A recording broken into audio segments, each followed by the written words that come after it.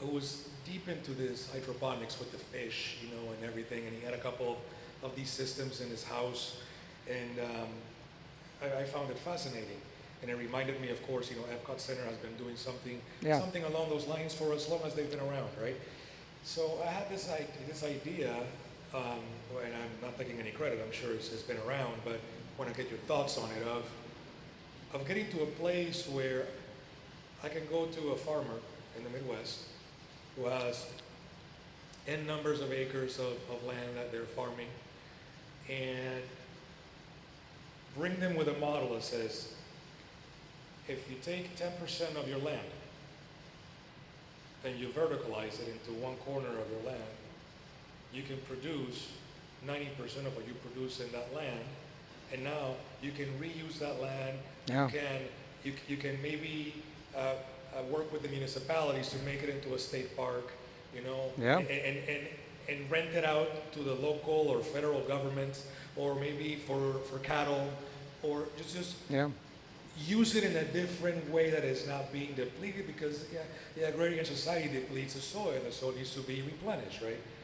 And in my mind, that it was a 90-10, take 10%, and that 10%, if you verticalize it enough, you'll be able to produce 90%, and then now you'll be able to make money in a different way with the rest of the land. How far away are we from that? Oh, I don't think we're far away at all, and I love your ratio of 90 to 10%. I think you're talking about kind of this concept of regenerative farming practices. So, how do we grow food so that we can replenish the soil with more carbon levels and nutrient levels than when we began to grow? So once we harvest, the soil's in better shape than when we left it. And so typically regenerative farming practices are things like minimal tilling, because you till deeply, you lose a lot of carbon. That's important for the soil, and a lot of other nutrients as well. Cover crops, so that the soil is always covered in something, a productive grass of some type, where there's bacteria, nitrogen, good things happening there.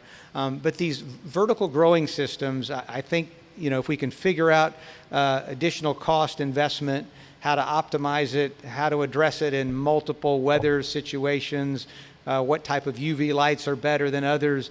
I think it has great potential. I don't think we'll ever get rid of these industrialized farms. It's not going to be too far down the road that we're going to have to feed 10 billion people around the world, and you can't just do it with just 100% regenerative farming practices. That could potentially even increase the carbon footprint overall. But that 10%, can you ask a farmer to take a small portion of what they're doing and turn it into something that's more environmentally friendly and regenerative? I think that's very possible, and I think many would listen to you, and many are already beginning to adopt some of those practices. That's wonderful. I can't wait. So there's something else that caught my eye when I was, we were going back and forth, planning for you to be here, and I was looking at the website and all that. And there was the concept of seasonality. So human beings, we're an interesting species. We've decided, unlike any other species on Earth, that we can just eat anything. We just eat everything. A cow eats grass. When? Its entire life, right? And all the other animals, they eat a very small spectrum of things, whereas we invented the term omnivore to justify our existence, right? So that we felt somehow normal that we can eat whatever we want and whenever we want. But that's not how our physiology is built.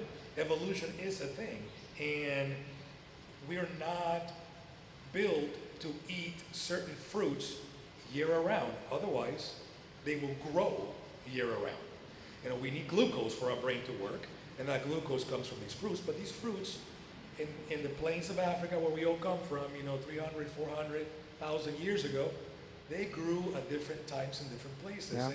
And the hunter-gatherers were able to move around and then benefit from those fruits. I'm assuming that that's part of the program, because I see on the website talk about seasonality, but I bet that's somewhat difficult to teach. Well, We don't want to be told what to eat and when. No, we want it all, and we want it right now. So we want strawberries year round. It doesn't care. We don't care where they're grown, even if they're shipped in 1,500 miles, like many of them are. So I think we have to change, our practices and food desires just a little bit. But that seasonality is not only what we need, it's what the earth needs. And we describe it as kind of getting back to creation, the way God intended food to grow and the patterns of food consumption that were originally here. And we just need to get back to that. If we can just kind of rediscover that, then I think there's lots of benefits around that. So we try to grow seasonally on the farm what would be appropriate and what you would expect.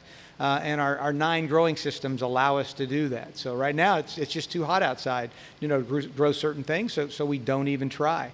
But I think our human bodies need that variety in order to achieve optimal nutrition. But we are so spoiled because pretty much year round we can go to the local grocery store and get what we want or have it delivered to our front door. And we don't think about it in those terms. The average American, I would say 95% of Americans never think about seasonality concept in relationship to their food consumption. Now, one of the things that caught my eye right away was, for whatever reason, and this is just my ignorance, I saw, Four Roots Farm, and I immediately assumed it was all plants.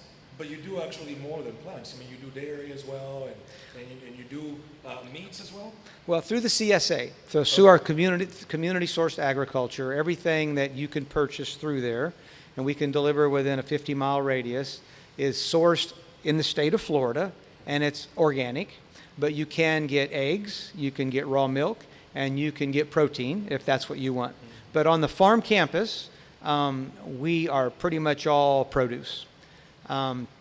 Might be a few exceptions to that. We've got a couple of pigs on the campus now, and they are doing their thing in one of our regenerative fields where we've got cover crops, and we let the pigs fertilize that soil, mix it in with the cover crops, and come the fall, we'll be growing food there. It could be, don't know for sure, it could be when the pigs reach a certain maturity, they may be harvested. We have also talked about harvesting the tilapia, if we can find people that will eat the tilapia. But for the most part, we are about plant-based nutrition. Now, we don't, aggressively teach people you got to be a vegan in order to find health and well-being. We don't necessarily believe that. But what we try to say is, look, let's lead with plant-forward nutrition. If we can all get 30 to 35 servings of fruits and vegetables in our diet every week, then I probably don't care too much about what else you're eating. You're going to get adequate nutrition, you're going to get plenty of fiber, and there's going to be much balance in your diet. But unfortunately, the average American at best gets half of that. So then it's important that we find that nutrition elsewhere through supplements and other things that might be available to us. But plant-forward nutrition is really what we emphasize. Our chief medical officer at the Culinary Health Institute is an incredible, brilliant local cardiologist. Her name is Monica Agarwal, and she's a preventive cardiologist. So her specialty is teaching patients with cardiovascular disease who are medically stable to manage their blood lipids without ever going on statins, to manage their blood pressure without hypertensive agents. Because we know that for most of us, it's very much possible. We typically accomplish that with plant-based nutrition. That's fantastic. So let me ask you a question. So when I met you, you were here doing the performance club, and you have a illustrious career where you did so many places like that all over the country. And then you walk out of that and you go into this beautiful setting. When you walked in, what was the one thing that struck you that you had no idea was going on in that world? That was just so surprising. It's like, wow, I had no idea that you can do this in this space. Yeah. Well, I have been so blessed in my life. I had a 30-year career at Vanderbilt Medical Center and started out in rehabilitation medicine, then got into lifestyle medicine and integrative medicine. And I can't remember one day at Vanderbilt where in any department I was a part of, we didn't have a dietitian. We always focused on nutrition. And at the time, some of the most progressive physicians who understood lifestyle medicine were on the Vanderbilt campus. In fact, my chief medical officer at Vanderbilt is now the chair of preventive medicine at Stanford and oversees some of the most meaningful nutritional research that happens in the United States. And we had one of the first teaching kitchens in America in 1989. We were taking our patients post-heart attack and heart transplant into the kitchen, and we were teaching them how to prepare food with a dietitian and a physician who was not necessarily trained in culinary skills. We kind of didn't know about that, but was motivated to be with their patients in that learning environment. And then I was able to go to New Jersey and experience similar kinds of things. Physicians, Hackensack Medical Center had a wellness center that had a teaching kitchen, and they were one of the first teaching kitchens in America to be certified through the Teaching Kitchen Collaborative. And even down here at Lake Nona, we had every intention of having a teaching kitchen a part of that facility, and I was so excited about it. But as many of you know the story, we built the facility right at the start of the pandemic. And so we had to value engineer a lot of the pieces out of it just to make it work economically, but there was always a vision to do that. So to answer your question, I always understood about the importance of nutrition in terms of health and health outcomes in lifestyle medicine. And so I took this position knowing that that was a priority with the Culinary Health Institute. But what I didn't know was how deeply committed and ingrained Four Roots was to addressing hunger and food insecurity in this community. That really resonated with me and kind of probably sealed the deal in terms of me deciding to take this position. And that got me back to my roots, if you will. Spent a lot of time doing prison ministry and working with people that have a lot of struggles that many of us, kind of take for granted. And so that service part of my life, I'm now able to incorporate into the professional side of my life. So that was surprise number one. Surprise number two was just the brilliance of John Rivers and how innovative he is, and how he's able to see connections, and he has a vision for things well beyond most people that I've ever met or known. So his belief that you can create an urban farm where you can teach, educate, and do research about this concept of food as medicine in a way that empowers the community, that totally sealed the deal for me. So I would say those two things: the fact that Four Roots and the farm campus is not just about, creating this exclusive, concierge experience. We are a campus for our entire community. We are located in one of the poorest zip codes in all of Orlando. And at our farmers market Saturday, you will see that. We started doing this really cool event every month. Get excited about it because it's pretty powerful to be there. It's a plant-based community potluck. And it's happening next Thursday if you want to come. Here's the price of admission. You bring a plant-based dish and a recipe and an open heart. And we just come together, we sit around the table, and we teach each other about plant-based nutrition. And we've been doing this every month since May, and we've had about 35 to 40 people come, and those folks represent our community. So that piece is hugely important. And then having a leader like John who is collaborative and innovative and understands kind of the mission behind what we do, and that's what drives him and us. Couldn't say no to that. That's fantastic. So I'm so glad that you mentioned that, because as you were telling me this, I couldn't help but to kind of put together this conversation with the conversation which I just had, right before you, talking about mental health. And one thing that, maybe you're already addressing this in your education classes to the kids, but a healthy gut biome is responsible for, hormone distribution, in our bodies. If we have a regulated gut biome and that is properly cared for with the proper foods and the pre, pro, and postbiotics, our body regulates hormones in a much better way, and we end up in not having as many moods and not having as many of these issues that end up creating, problems for us in our society. So the fact that it's like you say, the food has to be the medicine, it actually goes far beyond what most people think. Oh, could not agree more. And gosh, you're kind of reading our mind. Our cardiologist, when she talks about managing heart disease, she starts with the gut biome.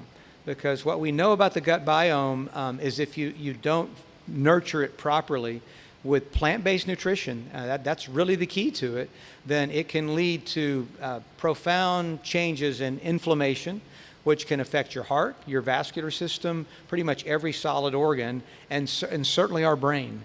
And so that's a concept that's kind of new to folks, and kind of what does that even mean? Is that something I really want to talk about, understand? What about prebiotics, probiotics? There's lots of, hearsay and controversy around this, but we know that you can measure the quality of the gut biome. The bacteria in our gut, we want it there. We want it doing good things, metabolizing food in a way that optimizes our cells, and you can measure when that's happening. And we know definitively through just well-done research that high intake of meat leads to a poorly compromised gut biome. But within a few weeks of a predominant plant-based diet, you can reverse many of those gut biome biomarkers in a favorable way.